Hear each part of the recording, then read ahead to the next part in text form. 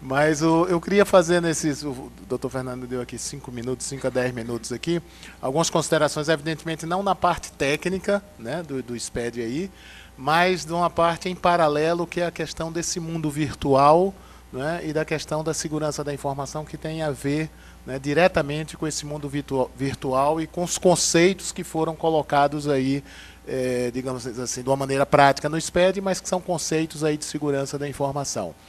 Há mais ou menos um mês, coincidentemente, eu escrevi um artigo no Information Week, eu sou colunista, era mais ou menos, eu acho que eu botei o título assim, Segurança da Informação e a Advocacia Virtual, né?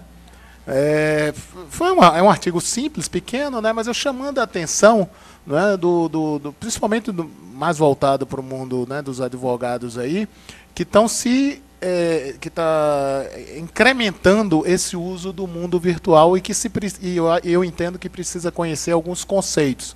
Eu digo assim, olha, não vai ser o especialista, mas é como se vamos supor que todos os nossos carros virassem carros elétricos aí, movidos por nitrogênio ou qualquer coisa desse tipo. A gente não precisava ser especialista nisso, mas a gente tem que saber como é que anda com o carro, né?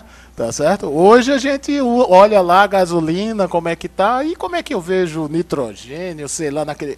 Eu não posso sair aí utilizando um carro desse, daqui a pouco ele dá uma maluquice, atropela e eu vou ser culpado. Então a gente precisa saber alguns conceitos.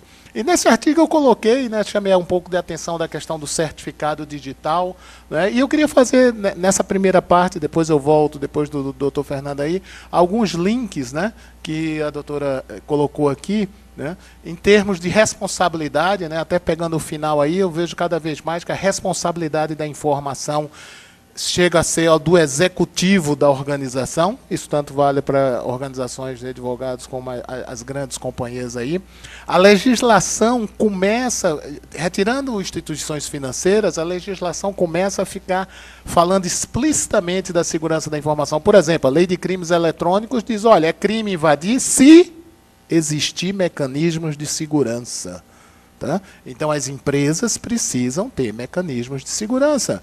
Né? Então, quer dizer, o que é mecanismo de segurança? Né? Outra lei que saiu, né, há pouco agora, falando sobre o comércio eletrônico, né? Coloca lá alguma série de responsabilidades sobre o cadastro positivo, que diz, olha, as empresas têm que utilizar as melhores práticas de segurança. O que é a melhor prática de segurança? Por exemplo, nós temos uma norma, 27002, uma norma internacional, mas publicada no Brasil, que tem 133 controles de segurança da informação, né, que vão desde a questão, olha, autenticação do usuário. O que é a autenticação do usuário? E já pegando o link aí com o SPED, o certificado digital.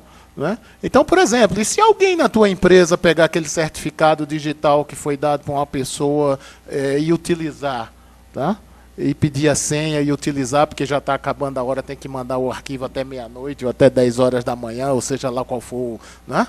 Quer dizer, né, qual é o cuidado que você tem? No início, a doutora fez algumas palavras aqui falando do SPED, fala assim, recepção, validação, armazenamento, autenticação. E eu me lembro, recepção, tem que ter a disponibilidade dessa informação. Cada vez mais as empresas estão, eu até diria, escravas aí, ou dependentes dessa disponibilidade da informação. Isso a nível de empresa e até a nível de governo e de Estado. Alguns meses atrás, né, numa palestra da Fiesp, uma pessoa que trabalha bem forte com nota fiscal, né, o Brasil sofreu um bombardeio para algumas empresas, né, que ficaram indisponíveis de acessar os sites de nota fiscal e as empresas pararam. Por quê? Porque você não deixa de fabricar, mas o caminhão não pode sair porque não tem a nota fiscal. Né? Então, se essa disponibilidade não acontecer, as empresas podem parar. Né? E aí eu trago aí para as suas empresas, sejam seus clientes, como também o próprio escritório de advocacia aí. Né?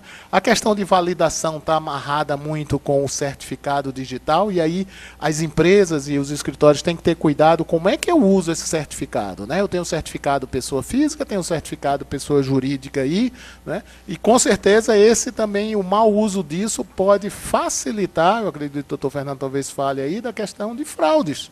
né? Quer dizer, você pode um dia utilizar o certificado de uma outra pessoa para resolver um problema da empresa, como ele está em cima da hora, e fulano não veio e me dá aqui o certificado da empresa, eu não sou autorizado, mas só eu digitar a senha daquele certificado, eu me passo por ele.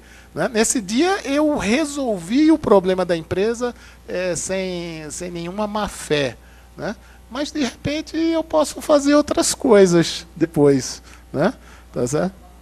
Posso fazer uma procuração. A validade, né, o certificado digital emitido por empresas do ICP Brasil, eles têm prévia validade jurídica. A mesma coisa do papel e assinatura aí validada aí.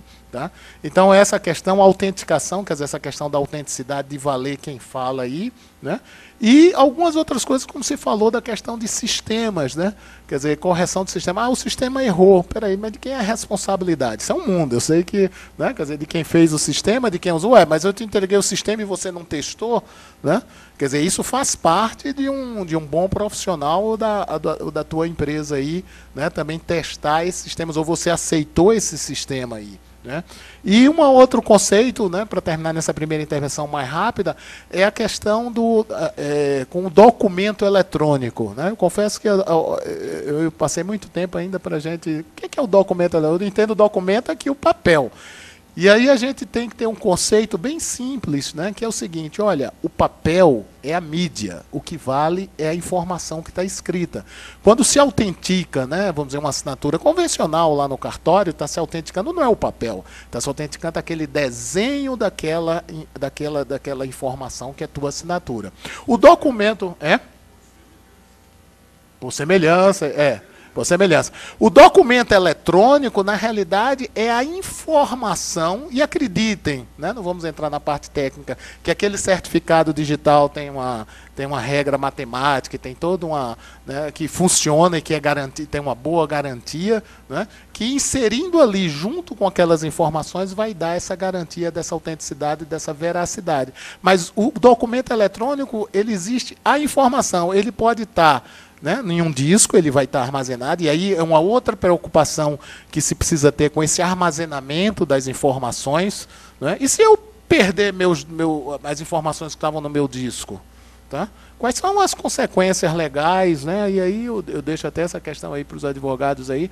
Né? Quer dizer, eu não tenho mais aquela informação. Ah, mas eu tenho ele impresso. Não, peraí, o papel impresso, aquela informação eletrônica impressa em papel, ela não vale legalmente nada. Ela serve como informação. Ah, realmente no dia tal eu tirei. É como esse slide que a doutora mostrou aqui. Né? A nota fiscal ali, é ela que tem valor, mas ela serve para mostrar. Né, para uma aula, dizer, olha, isso aqui é uma imagem da nota fiscal eletrônica. Mas o documento eletrônico, ele tem vida própria. Né? Ele vai ser mostrado em uma mídia, ele vai ser guardado em uma mídia. Né? E quando eu tenho essa mídia guardada, como é a responsabilidade da empresa se eu perder meus arquivos? Né? De repente eu não vou ter mais, e aí se eu precisar recuperar. Né? Então, essa questão, eu digo que, e encerrando nesse primeiro bloco mais curto, né, que a segurança da informação, esses critérios de segurança, né, eles são a base, né, para uma empresa trabalhar, uma empresa exercer suas funções no mundo virtual. Seja essa empresa de grande porte, seja a empresa, né, vamos dizer assim, como a doutora falou no início, um advogado sozinho, mas ele vai ter que se preocupar com tudo isso, com aquele certificado digital dele, com a guarda daquelas informações, com aquele micro dele, com aquele notebook, se ele vai ter cópia, né, e se ele vai dar um dia lá para a secretária o certificado dele e utilizar como ele, e aí pode gerar algum problema aí.